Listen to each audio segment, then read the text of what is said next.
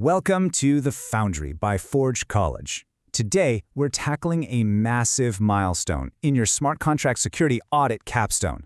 We're getting into scoping and planning a full security audit. This is exactly where we take all those isolated skills you've been picking up and, well, turn them into a really comprehensive, project-wide strategy. So let's just dive right in. So how do you actually audit everything without completely losing your mind? Because let's be honest here, diving into a massive smart contract code base without a carefully defined scope, it's basically like trying to build a skyscraper by standing in an empty dirt lot, closing your eyes, and just blindly chucking bricks in every direction. I mean, you're going to break something, you'll definitely give yourself a headache, and you are absolutely not going to end up with a structurally sound building. To cut through all that noise and focus our efforts, we really need a solid plan before we start the heavy lifting. Now, think back to our previous lesson where we built out that authorization test checklist. That was our foundation, right? It was highly targeted, super specific, and we used it to enumerate roles and permission boundaries. But now, we're zooming out from that micro-level checklist to an ecosystem-wide full scope. We're basically looking at the entire property line now. We're taking that hyper-focused mindset for catching role escalations and applying it to the whole shebang, every single file, every contract, and every external integration. All right, here is our architectural blueprint for today's explainer. We're going to cover 1. The 3 pillars, 2. Building an audit inventory, 3. A real-world blueprint, 4. Utilizing power tools, and finally, 5. A final inspection. All right, Section 1. The 3 pillars. The absolute most crucial point here is that a successful audit scope rests entirely on these 3 structural pillars. Step 1 is what you're going to examine. That means mapping out your contract modules, the deployed bytecode, and even your off-chain components like oracles. Step 2 is how you'll examine it. Are we using static analysis, symbolic execution, fuzzing, or just a good old manual review? And then step 3 is how to actually prioritize those findings based on effort and impact. You really have to treat these 3 pillars as a single unified decision surface that generates a rock-solid prioritized task list for your team. Moving on to Section 2, Audit Inventory. So what exactly is an audit inventory anyway? Basically, it's a completely comprehensive file-by-file and contract-by-contract catalog. Think of it as your master materials list on a massive construction site. It's got your source paths, your entry points, and your public ABI methods. But what makes it incredibly powerful is the metadata you attach to each item. I'm talking about metadata like exposed functions, owner-controlled variables, external calls, and any documented invariants. This metadata is literally the secret sauce that lets you quickly group items by their risk patterns. And once you have that, it's absolutely crucial to map your different scope elements to entirely different engineering tools based on that metadata. Take a look at permission governance functions, for example. Those require a manual review because any abuse there has a massive business impact. What about token or bridge logic? Well, that needs symbolic execution and fuzzing because of the high exploitability and severe economic consequences. Proxies and upgrades?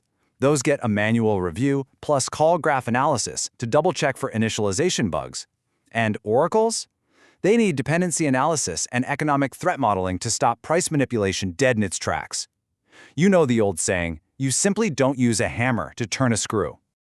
To actually operationalize our priorities across all those different tools, we use a very transparent scoring criteria, typically from 1 to 5. A high score, like a 5, represents severe exploitability, a massive business impact, or extremely high visibility, which basically means the attacker doesn't even need specialized knowledge to pull it off. You just score your findings on these criteria, multiply them to produce a triage rank, and then strictly record your inputs. This traceability is exactly what takes a messy pile of static tool warnings and converts it into a defensible, actionable audit plan.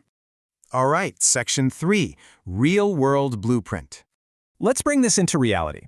Imagine your capstone project has governance, token, and bridge contracts. You'd want to divide that workload into 4 concrete work streams. First up, authorization expansion. This means rerunning that checklist from our last lesson against the compiled ABI, expecting a short report of any failing items. Second, economic paths, where you're fuzzing the bridge transfer functions to pop out some exploitability proof-of-concept traces. Third is upgradability checks, which is all about verifying proxies and access restrictions to output your decision notes. And finally, the 4th workstream is external dependencies, auditing Oracle input sanitization to get your threat model notes. This actually perfectly illustrates the proper sequence of operations because you want to minimize interruption and maximize early detection, right? So Phase 1 focuses on your high-impact, low-effort tasks. That's running your static linters and quick checklist checks on CI artifacts. Phase 2 is high-effort, where you fire up the heavy machinery for symbolic execution and fuzzing. And then Phase 3 is for manual deep dives, really looking for cross-contract invariants and complex upgrade paths. The rule of thumb here? Always run the quick static tools first to clear out the brush before you deploy the heavy analysis.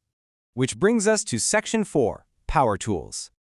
By using some pretty simple logic, we can easily build a compact Python script that automatically reads our JSON-formatted inventory and assigns risk scores for us. For instance, it adds 2 points if a function has external exposure, it adds 3 points for every critical static flag it finds, and it tacks on another 2 points for any risky access control patterns. By automating this, you're essentially mimicking how a senior auditor escalates items, completely eliminating human error from your initial triage. And the result of running that script, it generates a clear priority action. If the total score is 5 or higher, the script automatically sets the recommended method to manual review. It acts exactly like a thermal camera, automatically flagging the absolute most dangerous hotspots on your schematic so your team knows exactly where to look first. As you keep exploring the broader curriculum and the different courses we offer at Forge College, you're going to see how automating your triage like this is just an absolute game changer for your daily workflow. And finally, Section 5, Final Inspection. Before we wrap up, I want to highlight the most critical operational habits that will seriously elevate your efficiency during your capstone project. Number 1, keep a living inventory. Seriously, the second you discover an undocumented privileged multisig, add it to your inventory and rescore it immediately. Number 2, attach acceptance criteria to your tasks. You need to identify the absolute smallest checklist item that proves a check is genuinely complete. And number 3, use that script automation for your triage to effortlessly bridge your static tool outputs right into your manual workflow. At the end of the day, the really crucial point is this. Everything we've done so far, from those isolated authorization checklists all the way to running linters, has been leading exactly here. Your ultimate goal is to connect all of those isolated micro-level learning moments into one beautifully cohesive, project-wide strategy. A plan that is so well-structured and totally transparent that you can easily defend it to a client or, in this case, to your capstone reviewers. So is your audit blueprint actually ready for construction? That's the ultimate question as you prep to tackle the full code base. Armed with your living inventory, your analysis framework, and your totally transparent scoring criteria, you are fully equipped to cut right through the noise and just focus on what truly matters. Thank you so much for joining me for this explainer. I highly encourage you to visit forge.college to learn more about this subject, explore some other awesome Web3 related topics, and really master these vital engineering concepts. Now get out there, finalize that blueprint, and I'll see you in the next stage of our audit.